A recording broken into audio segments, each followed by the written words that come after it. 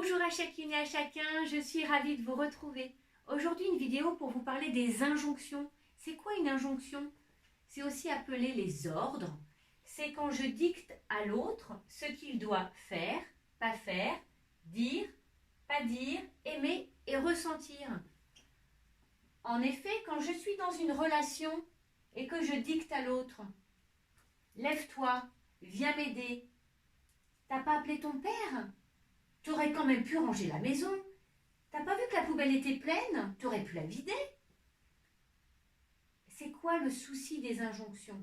C'est que ça génère chez l'autre soit la soumission, soit l'opposition, la rébellion.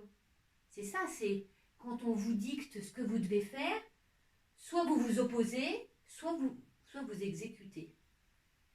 Alors, si je souhaite pratiquer l'écologie relationnelle et avoir des relations souples, parce que vous voyez, la relation est dominant-dominé.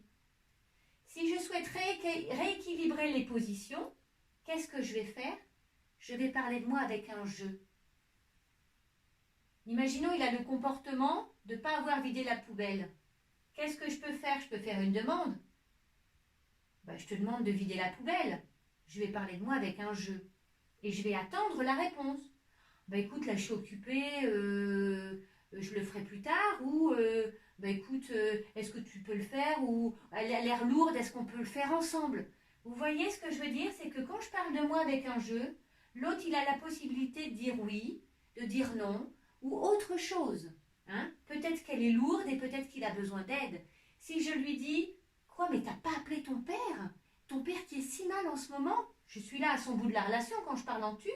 Je vais pouvoir lui parler de moi, lui dire « Je suis inquiète pour ton père. Est-ce que tu peux l'appeler? Est-ce que tu as envisagé de l'appeler? » Oui, non.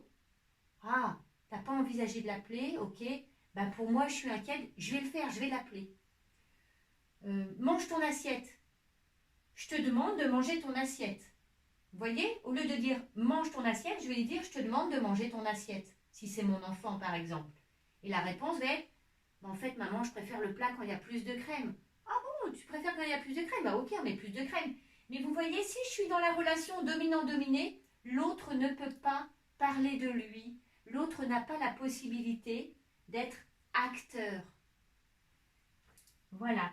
Donc, pour avoir une écologie relationnelle, je parle de moi, je peux faire des demandes et j'écoute la réponse de l'autre. Et ça va nourrir la relation.